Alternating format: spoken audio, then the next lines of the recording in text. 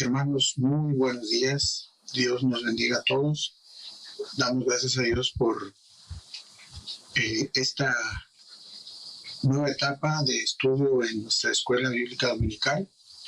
Y estamos agradecidos con nuestro Padre Dios por que nos ha permitido estar aquí en su congregación en este nuevo año del 2022. Hermanos, vamos a hacer una oración para iniciar esta lección del día de hoy.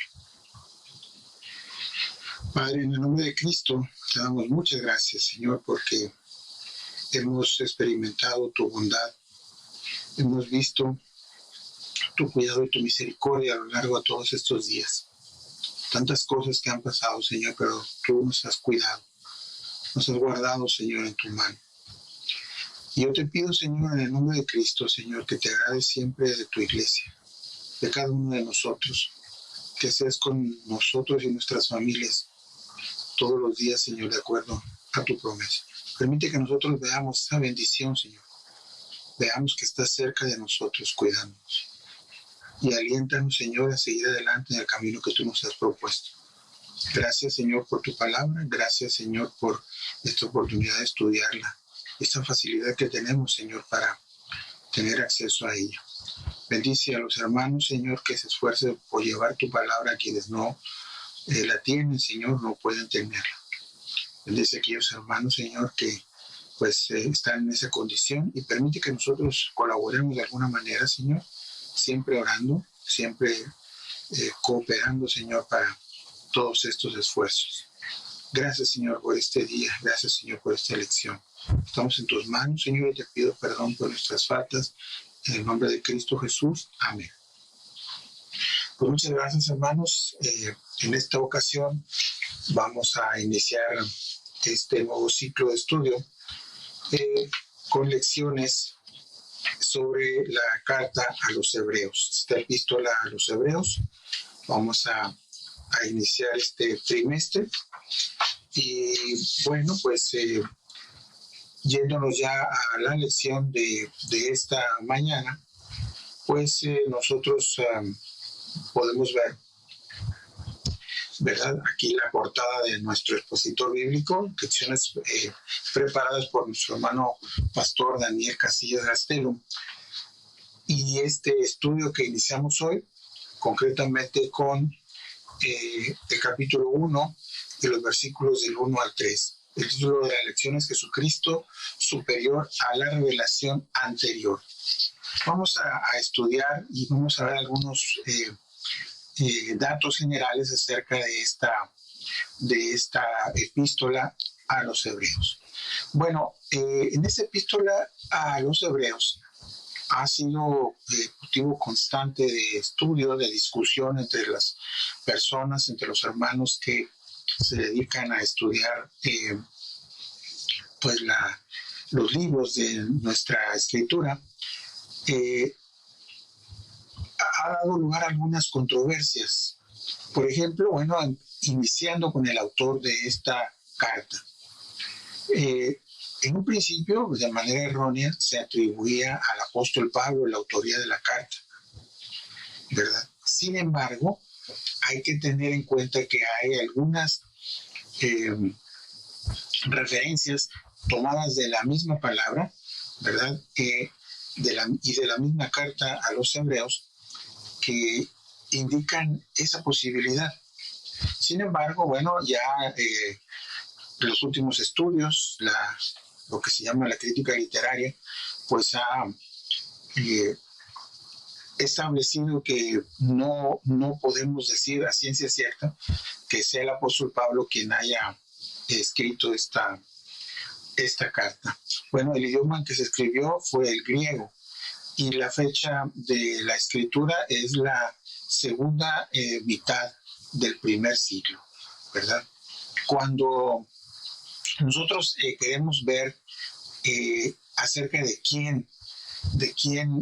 a quién iba dirigida esta carta, bueno, pues nosotros vamos a poder establecer, ¿verdad?, que algunas personas, algunos estudiosos, que afirman que está dirigida a grupos de hebreos inconversos.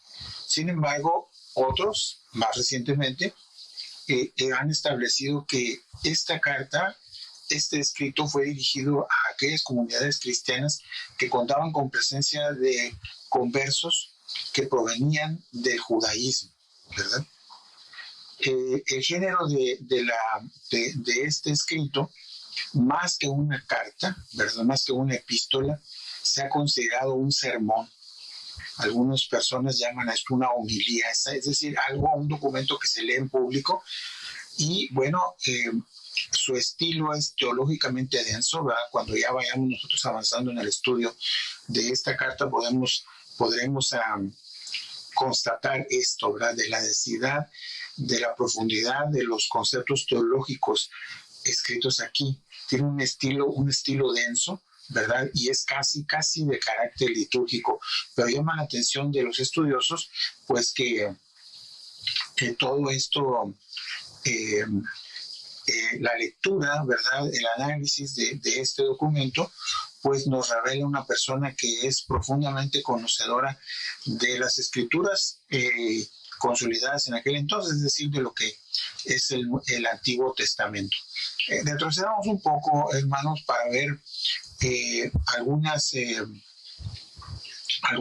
notas, ¿verdad?, acerca de la autoría de esta llamada epístola a los hebreos, ¿ven? Que más bien pudiera ser un libro, un mensaje a los hebreos, ¿verdad?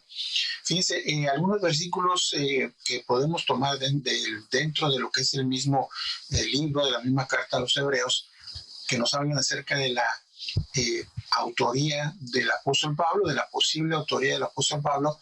Podemos verlos allá en Hebreos capítulo 13. Hebreos capítulo 13, y vemos ahí cómo al leer esta porción nos habla de un personaje muy cercano al apóstol Pablo, nos habla de Timoteo. Y entonces esta reverencia sobre Timoteo, ¿verdad? Pues ha hecho pensar a los analistas de la escritura, pues de que ha sido, fue más bien el apóstol Pablo quien escribió esta epístola, este libro a los hebreos. Dice la escritura en el capítulo 13 de Hebreos, versículo 23, y a esto nos referimos con esta referencia acerca de Timoteo. Dice así: sabed que está en libertad nuestro hermano Timoteo, con el cual, si viniere pronto, iré a veros. Saludad a todos vuestros pastores y a todos los santos. Los de Italia os saludan. Esta escritura, este texto, hace pensar a las personas que apoyan la autoría de Pablo, pues que dice, bueno, esta referencia tan directa, tan cercana, de alguien que tiene, digamos, autoridad espiritual sobre, en este caso, Timoteo, pues los lleva a pensar, los lleva a fundamentar que ha sido o fue Pablo, el apóstol Pablo, quien escribió. Y fíjense, más adelante, en el versículo 24, habla acerca de que está enviando un saludo de parte de todos los que viven o los que están en Italia. Y bueno, nosotros hemos visto por la historia, por la tradición, de que los últimos días de la vida de Pablo transcurrieron ahí en Roma, ¿verdad? Es decir, que él estuvo ahí preso. Y bueno, ellos piensan que este documento fue escrito en la cautividad del apóstol Pablo. Hay otra referencia, hermanos, y esta está en 2 de Pedro 3:15. O sea, el apóstol Pedro, él nos da este comentario, ¿verdad?, en esta segunda carta, y dice lo siguiente, ¿verdad? Vamos a ver acá, 2 de Pedro 3:15. Vamos a buscarlo. Fíjense, dice aquí: y tened entendido que la paciencia de nuestro Señor es para salvación, como también nuestro amado hermano Pablo, según la sabiduría que le ha sido dada, os ha escrito. El apóstol Pedro da una referencia acerca de algo que el apóstol Pablo había escrito. Y el tema, el fondo de lo que aquí se menciona, ¿verdad? Es decir, que la paciencia de Jesucristo es para salvación. Es una idea, ¿verdad?, que los estudiosos de la Biblia aseguran que está fundamentada, está directamente referenciada hacia esta escritura de este documento de la epístola a los hebreos. Entonces, bueno, algunos han discutido acerca de que si no fue Pablo, bueno, pues fue escrita quizás por alguien cercano al círculo del apóstol Pablo. Puede ser, algunos han indicado que fue Lucas, otros que fue Apolos, incluso hasta Bernabé, ¿verdad? Y los escritores, ¿verdad?, que afirman, ¿verdad?, que no fue escrita por Pablo, hacen alusión a cuestiones estilísticas y también de carácter teológico, es decir, algunas ideas contenidas, ¿verdad?, en la mayoría de las epístolas, de los escritos de Pablo, no están asentados, no están reflejados en este documento de la epístola a los hebreos. Y tampoco han detectado que el estilo con el cual fue escrito el libro a los hebreos es un estilo propio del apóstol Pablo. Por eso dicen, bueno, quizás lo que nosotros podemos percibir como autoría de Pablo no es tanto que haya sido escrito por él ni dictada por él, sino alguien cercano al círculo de Pablo. Regresando, ¿verdad?, hacia nuestro texto básico de estudio, bueno, pues este se encuentra acá en el primer capítulo de Hebreos, y concretamente vamos a hablar de los versículos de 1 al 3.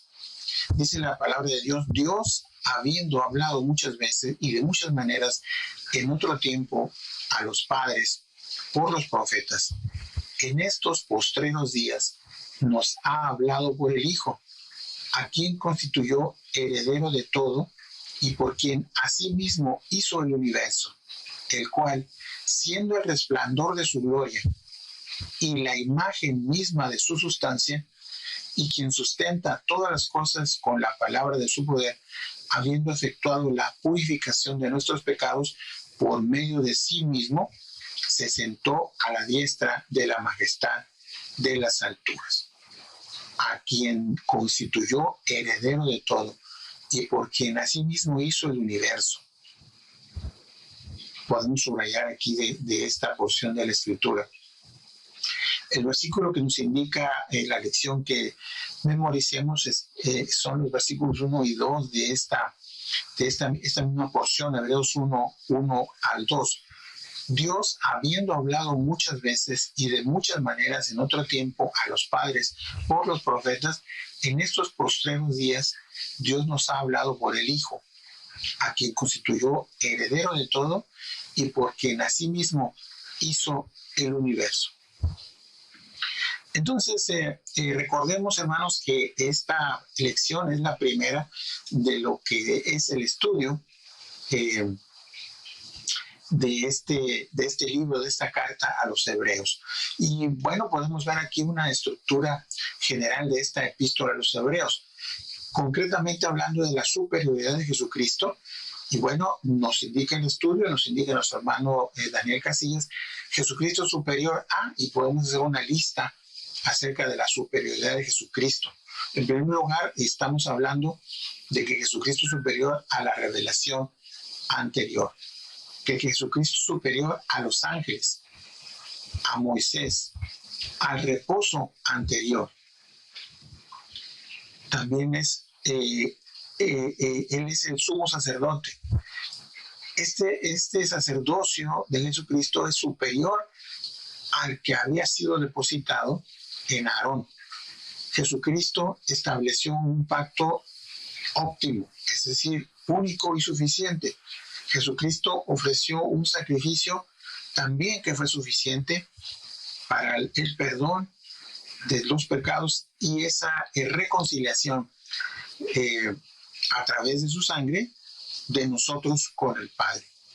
Por lo tanto, Jesucristo en sí mismo es superior a cualquier sacrificio que se pueda hacer.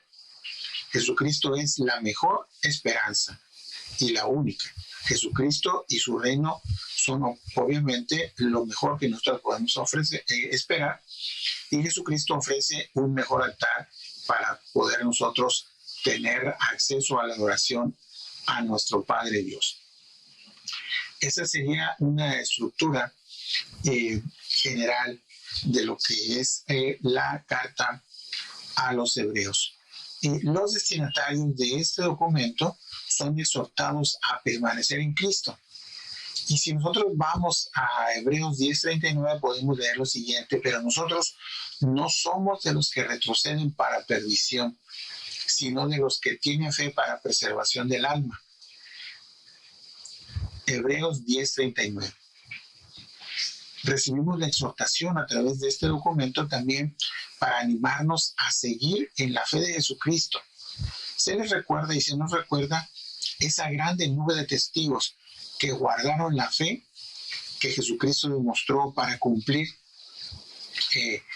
su labor, y la cual nos debe inspirar a todos nosotros. ¿Recuerdan ustedes ese pasaje casi al final de la carta a los hebreos que dice, habla de una grande nube de testigos?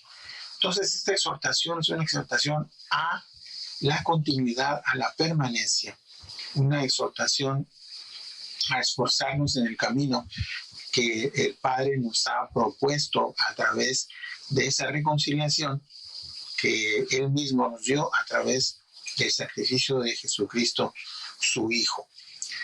El autor del libro, ¿verdad?, enfrenta las dudas que pues tienen estas comunidades a las cuales fue dirigida esta carta, este documento, con argumentos bíblicos de mucho peso. Ya iremos, hermanos, como hemos mencionado, viendo estos argumentos uno por uno. Argumentos de veras que demuestran, que nos hablan de que la persona que escribió este documento, esta epístola a los hebreos, pues dominaba las escrituras, dominaba lo que viene siendo el Antiguo Testamento. Muestra también el escritor un gran conocimiento de las actividades en el templo, del carácter del sacerdote y de las ceremonias que el pueblo de Dios celebraba. Este libro anima, inspira, fíjense, conforta y edifica, dice nuestro hermano Casillas, y en él descubrimos al Salvador glorioso, que es mejor que todo aquello que para los hebreos era lo más estimado. Es decir, establece un vínculo en Jesucristo entre los seres humanos y entre Dios, único y perfecto, suficiente. Ya no hay necesidad de establecer otro vínculo y ya no hay necesidad de recurrir a ningún otro tipo de sacrificio, porque la figura, la persona de Jesucristo es suficiente. ¿Recuerdan ustedes que algunos hermanos hablaban de Jesucristo como único y suficiente Salvador? Bueno, a eso se refiere esta unicidad, a esta suficiencia de Jesucristo para poder llevar a cabo esta tarea de vinculación entre seres caídos, como somos los seres humanos, y la perfección de nuestro Padre Dios. Nosotros al concretarnos ya lo que es el estudio de estos primeros 3 versículos del capítulo 1, nosotros podemos ver en primer lugar que Jesucristo es, dice el escritor de este documento, es superior a la revelación anterior. Este libro está dirigido a personas que han sido cristianos, pero enfrentan un problema en relación a la religión de sus padres. Es decir, ellos estaban en la disyuntiva de seguir a Cristo o regresar a la religión de los hebreos. Fíjese, dice el estudio, siempre que hay tensión en asuntos de fe, es tiempo de definir aquello en lo que creemos y decidir qué es lo que vamos a seguir. Los hebreos, a quienes se dirige el autor del libro, estaban experimentando esa tensión. Por eso se define en el libro y se definen en el libro los asuntos que estaban en la mente de ellos. Y reflexionemos un poco en nuestra existencia.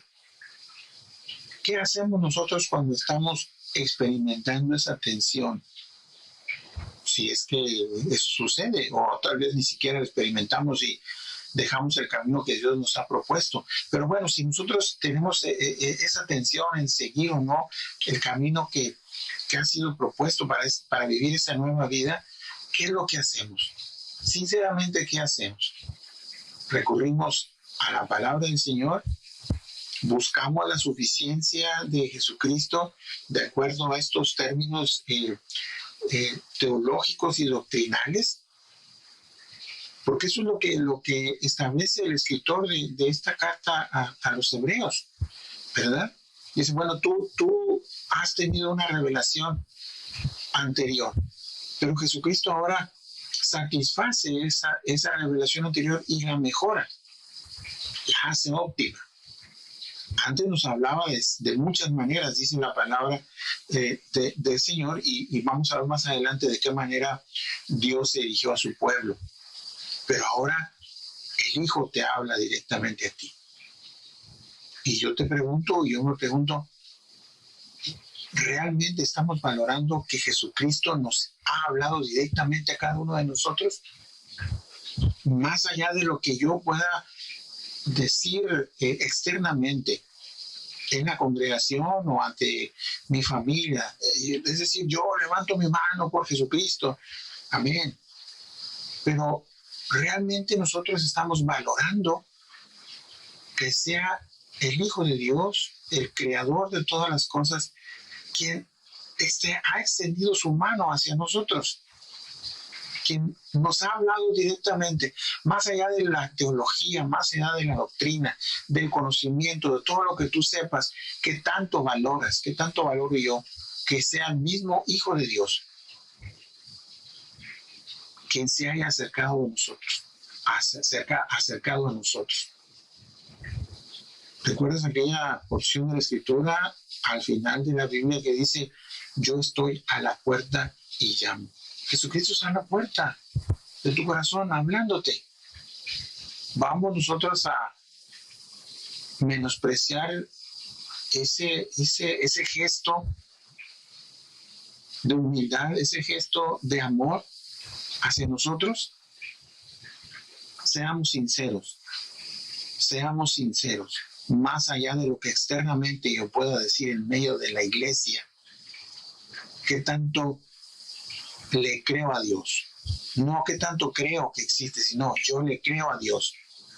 ¿Qué tanto su figura es suficiente como para decir, oye, mira, el Hijo del Rey de Reyes, el Creador de todas las cosas, vino a buscarme a mí? ¿Existe esa tensión en cada uno de nosotros? ¿O realmente no nos interesa? ¿Seguir a Cristo o regresar a la religión de los hebreos? ¿Seguir a Cristo o abandonar el camino que Él nos ha propuesto? Esa es la disyuntiva que se planteaba a todos aquellos que estaban dirigiendo esta epístola. Y esa es la disyuntiva que podemos plantearnos nosotros ahora en estos momentos. El autor de Hebreos comienza describiendo las maneras en que Dios se reveló a su pueblo en tiempos pasados. Eso es importante. Y vemos cómo Dios ha tenido la iniciativa de establecer ese vínculo con su pueblo, de establecer ese vínculo con cada uno de nosotros. Ha sido iniciativa de Dios. Nuestro Dios, dice el estudio, es el Dios que comunica, que revela y que da a conocer su voluntad y sus leyes. Dios nunca ha estado ausente ni callado. Él habló de muchas maneras en otros tiempos, por visiones, por sueños, por mensajes, por medio de sus profetas. Esta iniciativa, hermanos, siempre ha provenido de nuestro Padre Dios. Esta iniciativa para reconciliarnos con Él. Establecemos entonces la existencia de un Dios personal que se relaciona a través de la revelación que es progresiva. En este punto, dice el estudio, nosotros vamos a proceder a responder a la pregunta ¿de qué manera se reveló Dios a los antiguos? Porque aquí nos dice la Escritura, ¿verdad? Antes nos hablaba de cierta manera, ahora nos ha hablado en estos tiempos postreros a través de su propio Hijo. Pero ¿de qué manera nos habló Dios a su pueblo? Podemos constatarlo nosotros en las Escrituras. Bueno, lo ha hecho a través de sueños. Y aquí podemos ver nosotros algunas citas bíblicas que nos hablan de esta manera de comunicarse de nuestro Padre Dios a través de sueños. La primera de ellas está en Génesis 20, del 3 al 8. También vemos allá en Job 33, 14 al 18. Y en el Nuevo Testamento, bueno, dos hermosas referencias, no que las otras no lo sean, ¿verdad? Pero vamos a ver ahorita por qué.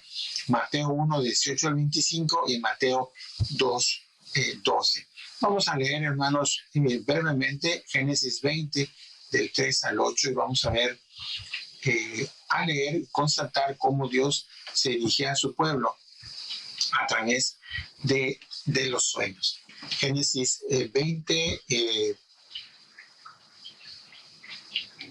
dice Génesis 20, versículo 3. Pero Dios vino a Abimelech en sueños de noche y le dijo: he aquí, muerto eres a causa de la mujer que has tomado, la cual es casada con marido.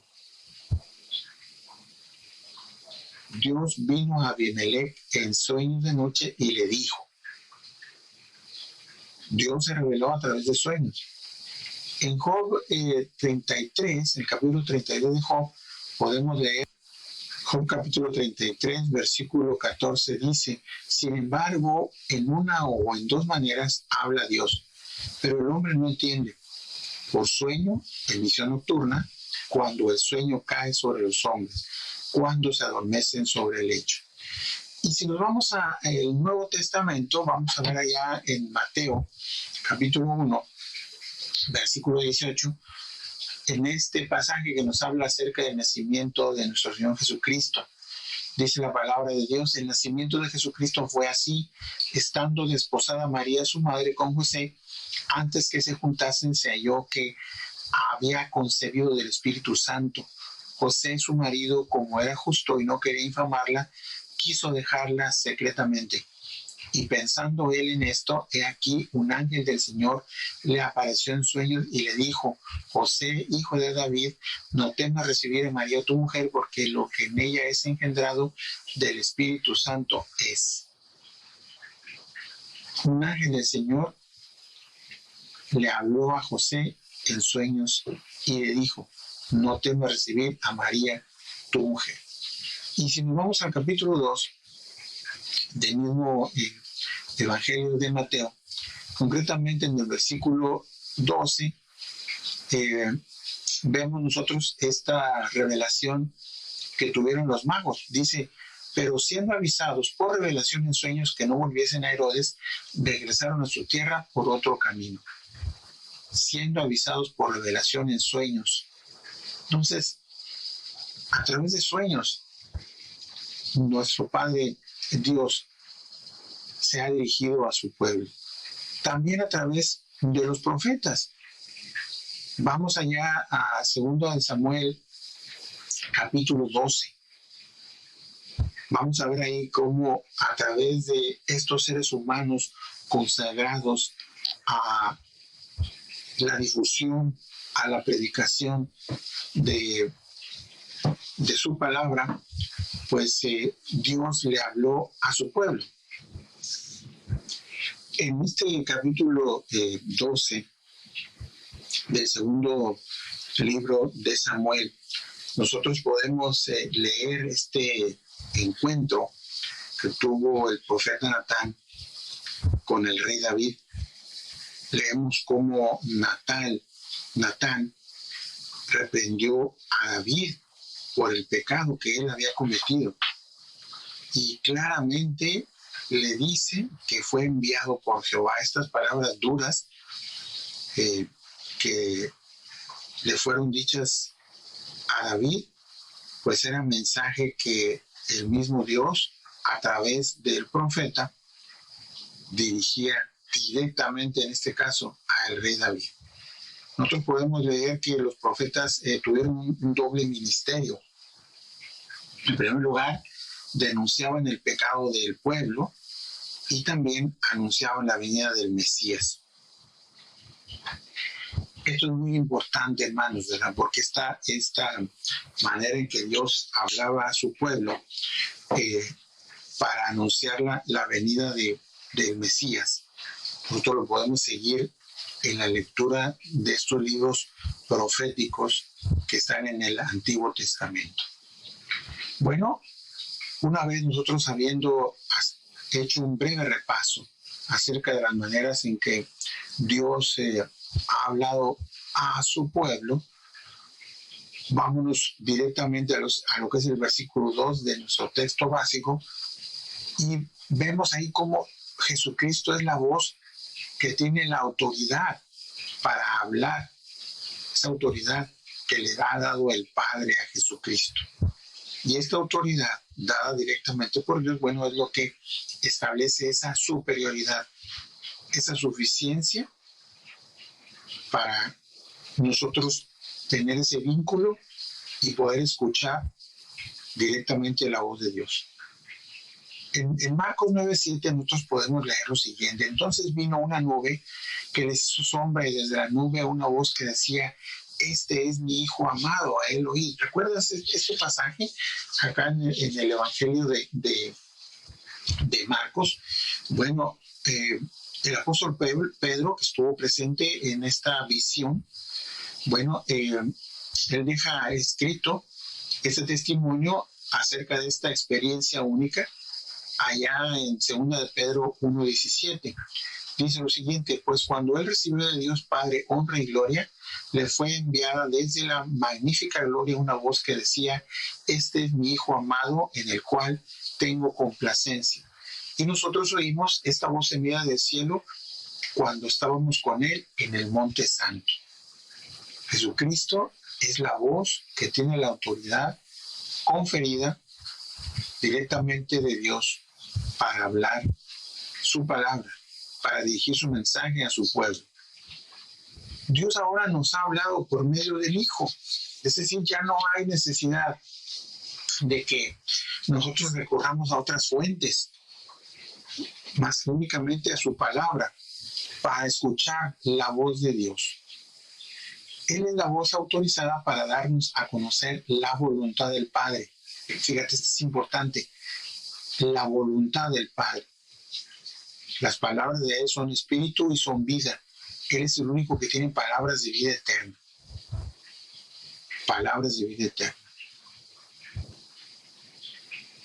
Sin embargo, nosotros leemos por ahí en el Evangelio que hubo personas que se referían a esta palabra como algo duro de escuchar.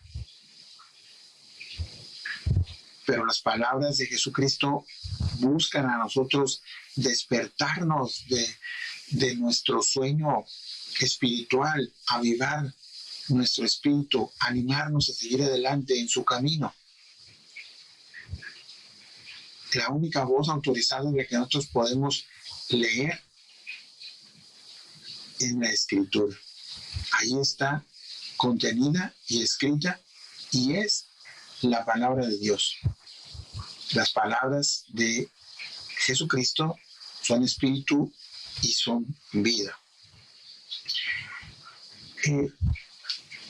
Vamos a ver entonces, una vez habiendo sido establecido que Dios nos habla a través de su Hijo, vamos a dar un pequeño repaso. El estudio nos lleva a que nosotros consideremos quién es este Hijo de Dios, cuáles son sus características. Dice el estudio cuáles son sus credenciales. En primer lugar, Él es heredero de todo. Él es la razón, el Hijo es la razón por la cual fue hecho el universo. También es el resplandor de la gloria del Padre. Es la imagen misma de su sustancia. Este término es bastante interesante y quizás sea motivo de un estudio mucho más profundo, hablar acerca de la sustancia de Dios. Él es quien sustenta todas las cosas y es el que efectuó la purificación de nuestros pecados por medio de sí mismo y se sentó a la diestra de la majestad en las alturas. Por lo tanto, es superior a los ángeles. Esta superioridad está contenida en estos puntos que hemos nosotros establecido aquí en este estudio. Venció a la muerte, venció el pecado, nuestro Señor Jesucristo, y ahora está sentado a la diestra de la majestad de Dios en las alturas. Y lo más importante es que Él vino, dejó su trono de gloria para venir a morir por nosotros, por ti y por mí, que tanto valoramos este sacrificio de Jesucristo. Y de nuevo, hermanos, perdónenme, seamos sinceros, que tanto lo valoramos en cada uno de los eventos de nuestra vida diaria. Más allá del carácter situacional de nuestra respuesta, es decir, en dónde estoy, cuál va a ser mi respuesta, de qué manera yo reflejo día a día que para mí tiene valor y relevancia e importancia. El sacrificio de Jesucristo, el sacrificio de la voz autorizada de Dios, el sacrificio del Hijo del Creador de todas las cosas, el único que es superior a los ángeles. ¿Qué tanto lo valoro? Y esa valoración, más allá de que sea una frase que brote de mi boca, ¿qué tanto ha modificado mi conducta diaria? ¿Qué tanto ha contribuido a establecer mi nueva personalidad en la nueva vida en Cristo? ¿Qué tanto ha contribuido a que tú y yo vivamos de una manera diferente todos los días y en cada momento?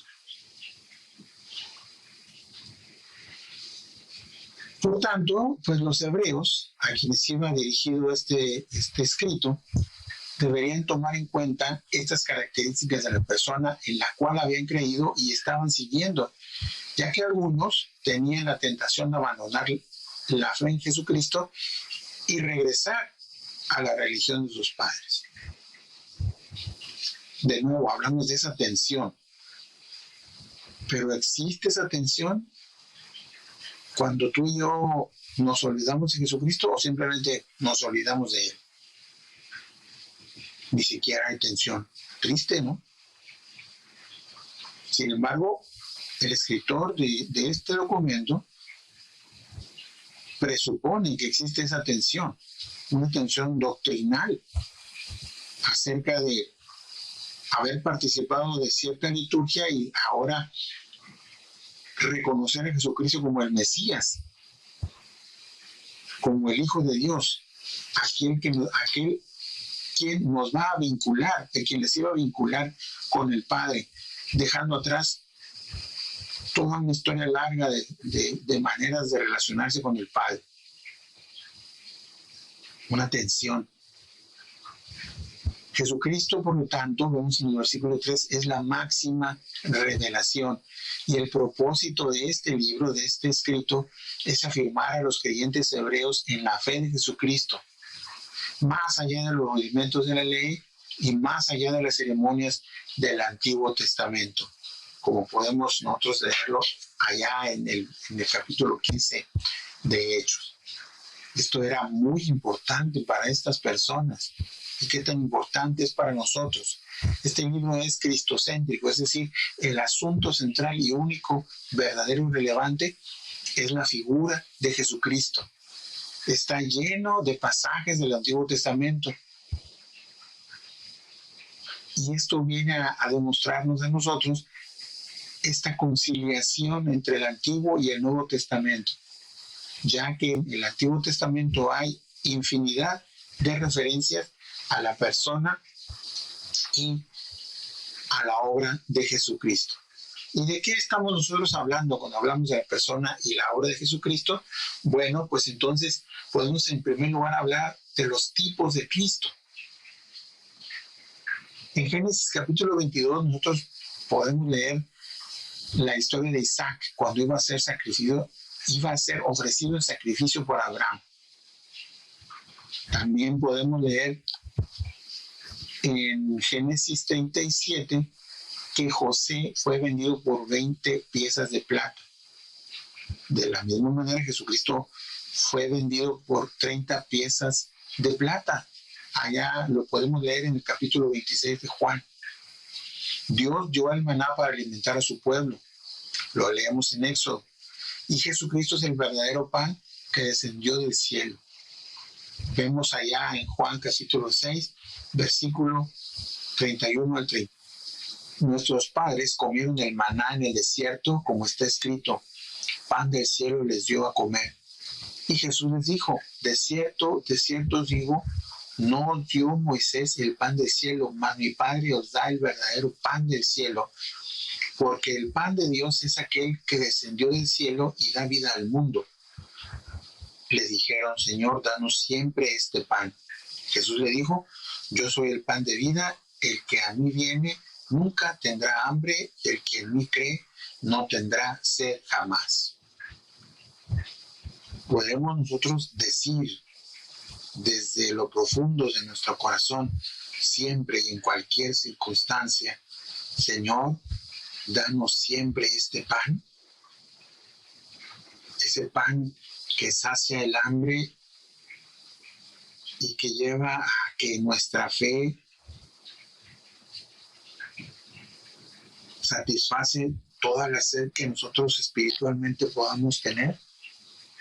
Jesucristo es el verdadero pan que descendió del cielo. También podemos nosotros ver cómo Jesús es máxima revelación en cuanto a, pues ya vimos que en cuanto a los tipos de Cristo, pero también en cuanto a las ceremonias. Cuando hablamos del ungimiento, se ungía al sacerdote, al rey y al profeta. Y Jesucristo fue ungido con óleo de alegría. Podemos leerlo allá en Salmos 45:7 y en Hebreos 1:9. Hablando de las fiestas, de las tradiciones del pueblo de Dios, pues de Cristo escribió el apóstol Pablo, ahí en 1 Corintios 5:7. Dice lo siguiente, limpiaos de la vieja levadura para que seáis nueva masa, sin levadura como sois, porque nuestra Pascua, que es Cristo, ya fue sacrificada por nosotros. Nuestra Pascua, que es Cristo. ¿Recuerdas lo que es la Pascua? Esa celebración de evitar el ángel de la muerte, esa ceremonia de poner sangre de un cordero en el dintel de la puerta, en el marco de la puerta, a la entrada de las viviendas, significando que esas habían sido selladas, señaladas para evitar la muerte. Bueno, la sangre del Cordero Perfecto, la sangre de Jesucristo, a nosotros nos libra de esa muerte espiritual. Y una vez que Jesucristo ha concluido toda esta obra magnífica y única, pues entonces Él está sentado a la diestra de la majestad en las alturas. ¿Qué aplicaciones podemos tener nosotros acerca de este estudio? Bueno, dice nuestro hermano, los hebreos que eran cristianos estaban sufriendo la tensión entre la religión de sus padres y la fe de ellos en el Señor Jesucristo. Ellos tenían que definirse, y para ayudarles el autor del libro escribió sobre las cuestiones que estaban en la mente de ellos. También el autor del libro les enseñó las credenciales sobre quién es Jesucristo. Y nos pregunta nuestro hermano Daniel, ¿podemos en ese momento recordar lo que hace unos instantes enumeramos acerca de estas credenciales, de estas características del Hijo de Dios? También hemos aprendido que Jesucristo es la voz autorizada del Padre y que ésta es superior a cualquier revelación anterior. Los tipos, las ceremonias y las fiestas anunciaban a Jesucristo como el Mesías, es decir, nuestro Señor y nuestro Salvador. Tenemos aquí, hermanos, la bendición de leer ese sustento teológico y doctrinal. De la figura de Jesucristo. Pero, ¿qué tanto valor tiene para mí esto? Más allá de que yo lo pueda estudiar, lo pueda recitar, lo pueda establecer, cómo Jesucristo ha cambiado mi vida, cómo Jesús cambió tu vida. Todo este esfuerzo, este sacrificio de Jesucristo, de descender del trono, sufrir, como vemos allá que dice el apóstol Pablo, Jesucristo no tomó como cosa que aferrarse ser igual a Dios. Esa humillación, esa victoria en la cruz, el hecho de haber vencido a la muerte, ¿qué tanto representa para cada uno de nosotros? Ojalá y hayamos aprendido la parte doctrinal y teológica. Ojalá y nosotros hayamos tenido esta inclinación a aprender esto, a estudiar esta epístola, este libro a los hebreos. Pero Dios permite que nosotros vivamos esta fe, esta doctrina en nuestra vida diaria. Hermanos, sigamos estudiando toda la palabra de Dios, sigamos estudiando pues todos nosotros lo que es el libro de los Hebreos,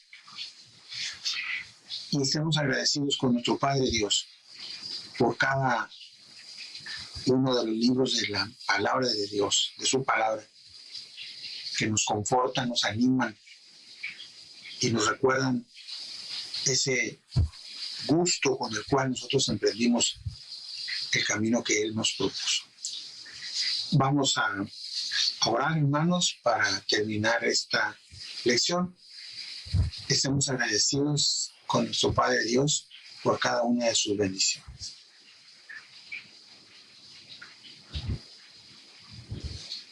Padre, en el nombre de Cristo, te damos muchas gracias, Señor, porque podemos ver en tu palabra ese amor, esa bondad que se muestra día a día. En este día, Padre, que hemos iniciado este nuevo año, que cada uno de nosotros podamos decir, como dijera el profeta, que solamente por tu misericordia no hemos sido consumidos, y que podamos vivir constatando y demostrando que esa misericordia se ha renovado en nuestra vida. Tú la has renovado, pero nosotros necesitamos tomarla para nosotros, que nosotros podamos vivir así, en esa gratitud, en esa bendición. Señor, árdate de nosotros siempre y síguenos cuidando. Dependemos de ti totalmente, Señor. Te damos muchas gracias por todos los cuidados que tú das para tu pueblo. Pero Permítenos agradecerte a ti y agradecer todo a las personas, a todo lo que tú proporcionas, Señor, para nuestro cuidado. Bendícenos a todos, tú nos conoces, tú sabes de lo que tenemos necesidad y permite que cada uno de nosotros refrendemos ahora y siempre ese compromiso de seguirte.